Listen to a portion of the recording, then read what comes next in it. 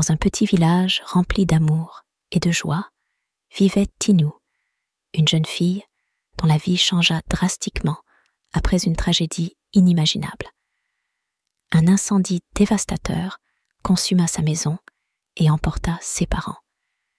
Survécue grâce au sacrifice de ces derniers, elle se retrouva seule, bien que réconfortée par l'affection collective du village, faisant face à un avenir incertain. Au milieu de sa douleur et de sa désolation, Tinou découvrit une résilience qu'elle ne connaissait pas.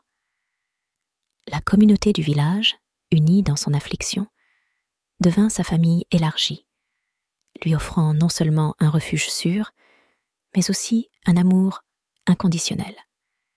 Parmi les décombres de son ancien monde, elle commença à trouver des éclats d'espoir et de but. Tinou emménagea chez sa tante Azabi, où elle fut initialement accueillie avec amour et soin. Cependant, la relation se détériora rapidement. Influencée par les insinuations malveillantes de certaines amies, Azabi commença à traiter Tinou avec froideur, lui assignant des tâches impossibles et l'exposant à des dangers injustifiés. Tinou, se sentant de plus en plus isolée et confuse, tenta de parler avec sa tante Azabi de ses sentiments et de la dureté avec laquelle elle était traitée. Mais Azabi, aveuglée par les soupçons et les conseils de ses amis, ignora les supplications de Tinou, justifiant son comportement comme nécessaire pour endurcir le caractère de la jeune fille. Cet éloignement émotionnel ne fit qu'aggraver la situation à la maison, laissant Tinou lutter pour trouver réconfort et compréhension dans un endroit qu'elle considérait autrefois comme un refuge sûr. Malgré l'adversité, Tinou développa une résilience inébranlable. Elle trouva du réconfort dans la gentillesse sporadique des voisins et dans la nature, qui devint son refuge et son inspiration. Les arbres et la rivière serpentant à travers le village devinrent ses confidents. Le destin de Tinou prit un tournant inattendu lorsqu'au marché, elle rencontra Ayo, un jeune artisan à l'esprit gentil. Ayo, impressionné par la force de Tinou, lui proposa de lui enseigner l'art de la céramique. Cette amitié ouvrit à Tinou les portes d'une passion pour l'art et une voie vers son émancipation. Chaque pièce de céramique qu'elle créait était un témoignage de son indépendance et une protestation silencieuse contre les restrictions de sa tante.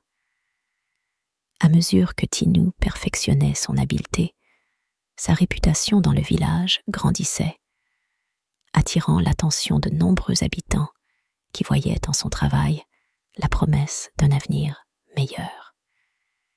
Mais cela intensifia également l'envie d'Azabi, qui voyait dans le succès de Tinou une menace à sa propre position dans la communauté. L'envie d'Azabi ne se manifesta pas ouvertement au début. Opérant dans l'ombre, elle commença à semer des doutes sur Tinou, remettant en question l'authenticité de son talent et suggérant subtilement que son succès était dû plus à la charité des autres qu'à ses propres compétences.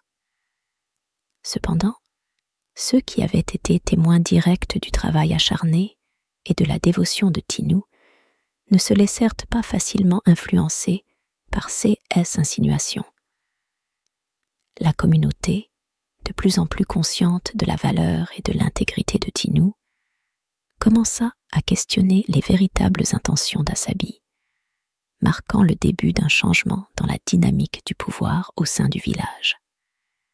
Dans un acte de désespoir pour maintenir son contrôle, Azabi tenta de saboter la participation de Tinou au festival annuel du village.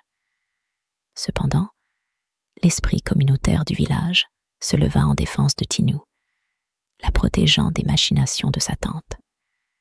Lors du festival, avec le soutien du village, Tinou présenta ses céramiques, chacune racontant son voyage de dépassement. Son succès devint une victoire collective, un symbole de la résilience communautaire et de l'importance de l'art. Cependant, l'histoire prend un autre tournant lorsque Tinu est obligée de quitter le village après un malentendu avec le mari d'Asabi, entraînant une accusation injuste et son expulsion. Sauvée par son oncle Del, elle se rend en ville, cherchant un nouveau départ. Mais la trahison la plus profonde l'attend, lorsque Del, loin d'être le protecteur promis, devient son agresseur. Déterminée à ne pas être victime des circonstances, Tinu s'échappe, choisissant la liberté plutôt que la fausse sécurité.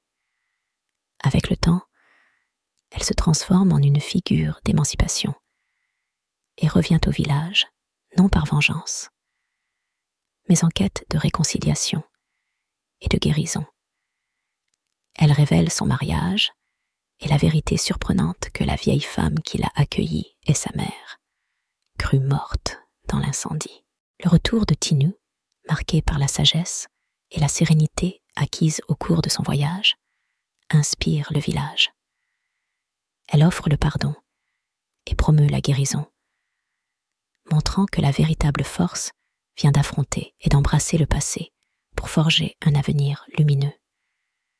L'histoire de Tinu devient un héritage de courage, de pardon et de renouveau, démontrant que la lumière de l'espoir et de l'humanité peut briller même dans les moments les plus sombres. La transformation de Tinu ne passe pas inaperçue, devenant une source d'inspiration pour ceux qui l'entourent et qui ont vécu leur propre bataille contre le ressentiment et le désespoir. En la voyant dirigée par l'exemple, beaucoup commencent à suivre son chemin, ouvrant des dialogues longtemps évités et réparant des relations que l'on croyait irréparables. La communauté, autrefois fracturée par des méfiances et des blessures anciennes, commence à tisser un réseau de soutien et de compréhension mutuelle, où l'empathie et la solidarité deviennent des piliers fondamentaux de sa reconstruction. À mesure que l'histoire de Tinu se répand au-delà des limites de son village, elle devient un symbole de la résilience humaine et de la capacité de changement positif. Des écoles, des groupes communautaires et des organisations de toutes sortes invitent Tinu à partager son récit, cherchant dans sa narration un phare d'espoir pour ceux qui affrontent leur propre tempête. Le parcours de Tinu, marqué par la douleur transformée en pouvoir, enseigne qu'en chacun réside la potentialité de surmonter les adversités, de diriger avec compassion et d'être les artisans d'un avenir plus prometteur.